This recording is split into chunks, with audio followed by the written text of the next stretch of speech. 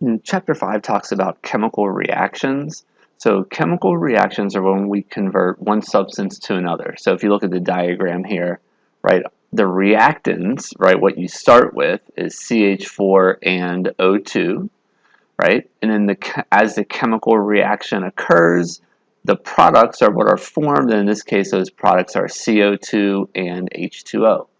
So a chemical reaction involves breaking bonds in the reactants. We have to break the bonds here between the carbons and the carbon and the hydrogens. You have to break the bonds between the two oxygens here. And then whenever you form the products, you make new bonds. So chemical reactions are breaking bonds and forming new bonds, breaking bonds in the reactants and forming new bonds in the products. So whenever we write a chemical reaction, we write it as a chemical equation. So an equation, by definition, right, the equation part means it's like an equality. So we have to talk about equal amounts of our materials being that we start with and we end with. So the law of conservation of mass basically says we can't create nor destroy atoms in a chemical reaction. So the idea here in this equation is we have to have equivalent amounts of materials as a reactant as a product. So the reactants are going to be on the left, the products are going to be on the right, and then these coefficients, these numbers that come before some of the reactants or some of the products, tell you the number of that particular molecule that react or are formed. So how do you know what those coefficients should be? Well, if they're given to you, well, then you know what they are because they're given to you. But sometimes we need to figure out those coefficients ourselves. And that brings us to balancing an equation, so balancing a chemical equation. So if you look down here at the bottom of the slide, right, it talks about how many atoms you have as a reactant and how many atoms you have as a product. So if we go through and count in CH4, there's one carbon, and there's going to be 4 hydrogens, so one carbon and 4 hydrogens. And here we say there's 2 O2 molecules. So imagine this is going to be an oxygen bound to an oxygen, and then you have another oxygen bound to an oxygen. So in total, you have 4 oxygen atoms there, right? So as a reactant, you have 1 carbon, 4 hydrogens, and 4 oxygens. In the products, we have to have those same numbers. We have to have an equal number. Well, there's going to be 1 carbon here in CO2. There's going to be 2 oxygens, right? CO2 means you have 1 carbon and 2 oxygens, so there's 2 oxygens there. And then we have 2 H2Os.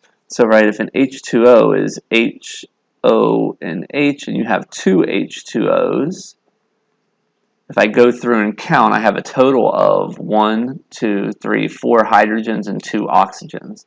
So I'm going to have a total of 4 hydrogens and then a grand total of 4 oxygen atoms, 2 from the CO2 and then 2 more from the H2O. So this balanced equation has the same number of atoms on both sides of the equation. All right, whenever you're looking at a chemical equation, these are some symbols you might see. So a reaction arrow, that's what kind of separates the reactants and the products.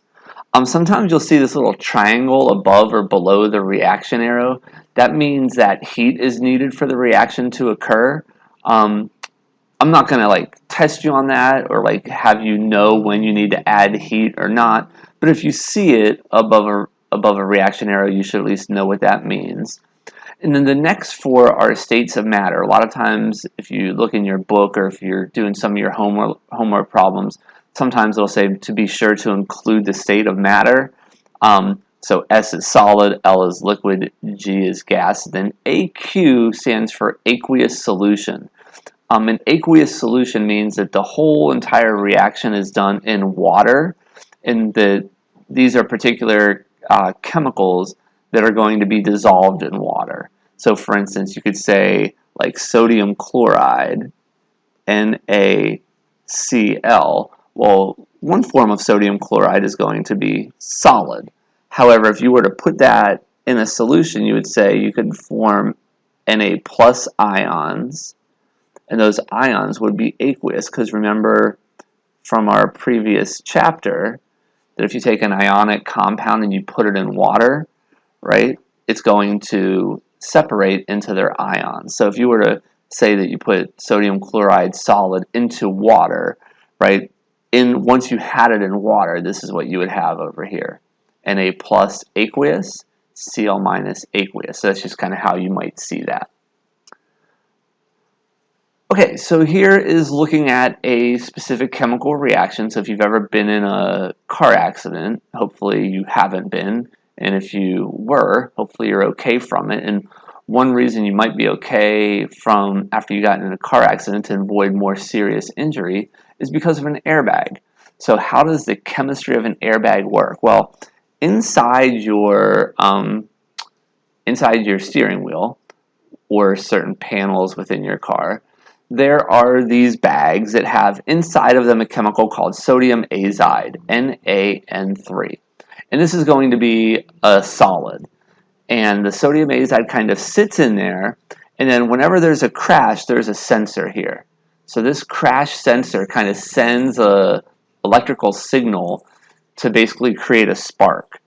And that spark ignites and causes sodium azide to convert into sodium plus N2.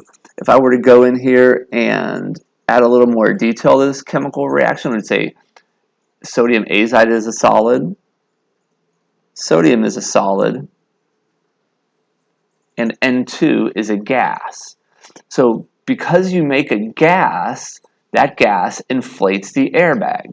So the nitrogen gas that's produced from this chemical reaction causes the bag to inflate in about 40 milliseconds, and that can prevent people from an injury, because by the time your head would hit the steering wheel, that bag is inflated. All right, so chemistry of an airbag, chemical reaction as you see here. Again, we can make sure that it's balanced. If we were to look at NaN3 and say there's two of them, so there's going to be two NAs. So if I were to kind of do a count, Na, there's going to be two of them.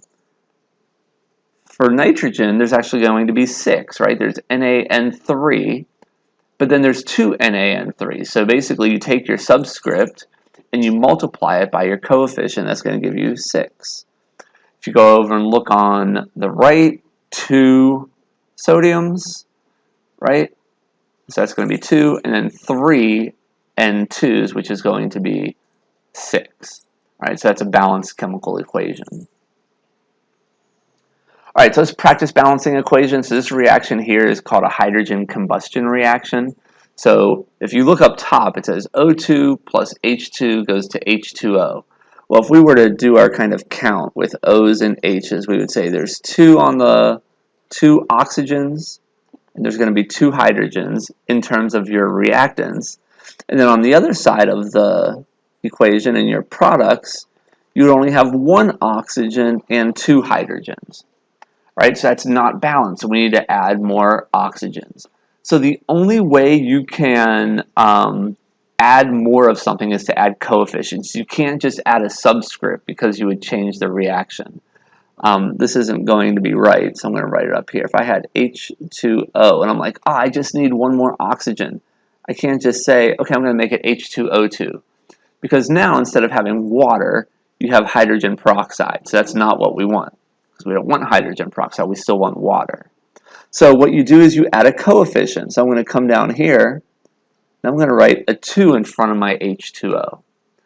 And now I can recalculate how many of each I have. Right? So I know I just doubled it, so H2O, I can say I doubled the numbers that were up here, or I can say, okay, for the O, I'm going to have 2 of them. The subscript times the coefficient. The subscript is 1 since we don't see it. And then for hydrogen, it's going to be 2 times 2, which is going to be 4. Well, now if I were to look, I'm like, okay, well, I'm still good with my oxygen, but now I need more hydrogens. So that means I need to put a 2 in front of there. So now I would have, if I said O2 plus 2 H2s reacts to form 2 H2Os, that would be a balanced chemical equation, because now over here I would have 2 oxygens and 4 hydrogens. That reaction is going to be balanced. We don't write a 1 for a coefficient, so I could put a 1 here. but we don't have to write the 1. So 1 is assumed unless you write something else, and then it's that number. Okay, so here's a couple practice ones. So again, what I always do, so Fe, which is iron, plus O2 goes to iron oxide. And we could specifically say that's iron 3 oxide, by the way. Getting a little reminder from our ionic compounds chapter. So what I always do is I make a little list. So iron and oxygen, and then I can kind of make a line there, and that's going to separate my products from reactants. So as it is right now, I have 1 iron, and I have 2 oxygens in my reactants, right? 1 iron here, there's no coefficients, and there's no subscript, so there's just going to be 1. For O2, the subscript is there, and no coefficient, right? So it's just going to be 2. For Fe2O3, for that iron 3 oxide, I can say that there's going to be 2 irons, and there's going to be 3 oxygens.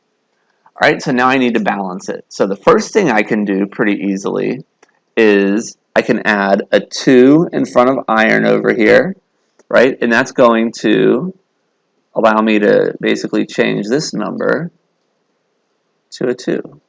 So now my iron is balanced, but my oxygen isn't. So that means I still need to do some more work. So in looking at this, I could say, all right, I'm short an oxygen here, so I'm going to have to add a coefficient there, right? But if I add a 2, right, so the next number after 1 is going to be 2, I would put a 2 there and I would have 4. Well, then I'm going to have a problem because then there's no way to get this 1 to 4 because my next coefficient here would be a 2. So whenever you have this not working, it takes sometimes a little bit of working through the numbers, but again, I can say that I know that 2 isn't going to work, so 3 on the other hand will work. So now I'm going to go over here and I can erase that particular number. Now I'm going to have 6 oxygens there. And now I need to go back over to the right because now I can see, oh, I need more oxygens, right? Because now I have 3 here where I have 6 there, so I need to add a 2. But now I have to erase not only the oxygen number, but also by adding that coefficient, I change the number of irons I had as well. So now I have to come back in here and say, okay, I have 4 oxygens, right? 2 times 2. And then I'm going to have 6 oxygens, 3 times 2. So 4 irons and 6 oxygens. So my oxygens are balanced, but now my iron isn't. So now I have to go back one more time and change that number.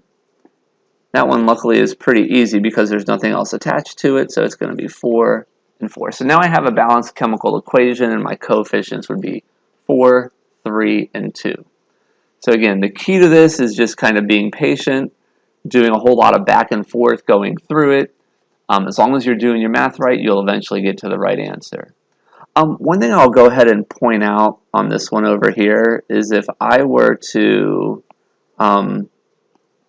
draw this, in theory, I could write 8 iron plus 6 O2 goes to 4 Fe2O3, right? That is going to be balanced. I could say for iron, I'm going to have 8. For oxygen, I'm going to have 12, right? 6 times 2. And then on the other side over here, for iron, I'm going to have 4 times 2, which is 8. And then for oxygen, I'm going to have 3 times 4, which is 12. So that looks like it's balanced, and it is balanced. However, this is not going to be the correct answer in terms of writing your balanced chemical equation, mainly because all of these numbers here can be simplified. In other words, I could divide it by 2 and get to the numbers I have up here. So it's kind of like having like the lowest common denominator in fractions, right? You don't go around saying, oh, I want 13/26 of a pizza, right? You say you want 1/2 because you want the simplest common one. So in this one, I could divide all of these by 2 and get to 4, 3, and 2, and that would give us the actual correct number. Okay, so I just wanted to point that out in terms of balancing the equations. So now let's go over and look at the other equation that's on here, CH4 plus Cl2 goes to H2Cl2 plus HCl. So again, list your components. I have carbons, I have hydrogens and chlorines. And then, whoops, we have the line to separate the reactants from the products. I have one carbon, right? So just the one carbon. I'm going to have 4 hydrogens and 2 chlorines. So 1, 4, and 2. On the other side, I have one carbon. I have 2 hydrogens here, but I also have one there. So that's going to be 3. And I have 2 chlorines there and another one there, so that's going to be 3. So for this one, it's going to be 1, 3, and 3. All right, so how do I start balancing this? Well, we look at it and we say, okay, our carbons are good, so I don't want to touch the carbons. For the HC, or the H's, right, I say I have 4 hydrogens here, but I only have 3 over here, so I know I need to add an extra H. Well, I could put a number here, because that's going to give me, if I put a coefficient in front of the CH2Cl2, I'm going to get more H's. I'm also going to get more C's and Cl's, which I don't necessarily want. I'm already good with the carbons. So I'm going to come over here and add a coefficient in front of the HCl, because that is going to add an extra hydrogen, which is actually going to get me directly to the number I need, right? So now I have a total of 4, but I also am going to change the number of chlorines I have. All right, so now that I add the coefficient for the HCl, I'm going to have 2 hydrogens in the CH2Cl2, and I'm going to have 2 more hydrogens now from HCl. That's going to give me up to 4. And now for chlorine, I'm going to have 2 chlorines here in my Cl2 plus 2 more over here because of that coefficient I added. So now I have 4. Well, now I can see, okay, I'm good with carbons, I'm good with hydrogens, I'm short with chlorines on this side, but I can tell them off by 2. So what I'm going to do is add a 2 there. Now I have 2 times 2, which gets me to 4. And now I have a balanced chemical equation with the coefficients being 1, 2, 1, 2. All right. And then the last one here, this is a tricky one. So the reason this one is tricky is because we have these polyatomic ions. So if you look through it, right, you have aluminum, you have OH, which is hydroxide, you have H's, and you have SO4, which is sulfate. You have more aluminum, you have the sulfate, and then you have water. So the trick to these is you could go through and do it element by element, right? Aluminum, oxygen, hydrogen, sulfur, and oxygen are the elements that are present. However, these problems become much, much, much easier if you can identify, which I'm going to do for you here, the fact that we have like an SO4 as a reactant and also an SO4 as a product. So we're going to just balance the SO4 without counting them as separate sulfurs and oxygens. Now, so I'm going to go ahead and write down SO4. We also have aluminum. Now, I come over here and I see OH in parentheses, but when I look over here, I don't see OHs in parentheses. So I'm going to count my oxygens and hydrogens separately. Now, the trick here is, in SO4, there are oxygens. If we count an oxygen in SO4, we do not want to also count it down here in this oxygen. We're going to count one or the other. So everything only gets counted once. All right, so those are the things that are present. So I have one SO4 in the reactants. So I have 3 SO4s in the products, right? SO4 times 3, right? So for aluminum, I have 1 over here, but I have 2 over there. So let's tally that. For oxygen, I'm going to have a total of 3 oxygens, right? This is OH3. That means you have OH 3 different times. So 3 oxygens. And again, I'm not going to count the oxygens that are over here in SO4. So for oxygen, it's going to be 3. For hydrogen, I have OH 3 times. That's going to be 3 hydrogens. And I have 2 more over here, so I'm going to have a total of 5. 1, 2, 3, 4, 5. So 5 hydrogens. Coming over to the products, right? I already counted the sulfates. I counted the aluminum, so the only thing that's left over here is the water. I have 2 hydrogens and 1 oxygen. So 1 oxygen, 2 hydrogens. So now I need to do balancing.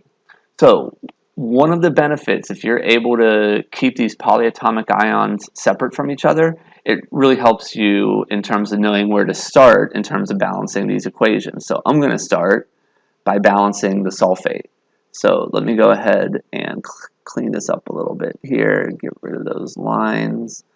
So the first thing I want to do is add a coefficient to balance the sulfate. So I need a 3 over there. Now, by adding that 3, I change not only the number of sulfates that I have, I'm also going to change the number of hydrogens. So I'm going to come down here, I'm going to change the number of sulfates, and I'm going to change the number of hydrogens. So now for sulfates, I know I have 3, and for hydrogens, now I have 6 here, right? 2 times 3, so that's 6, and then 7, 8, 9 for those hydroxides, for those OHs.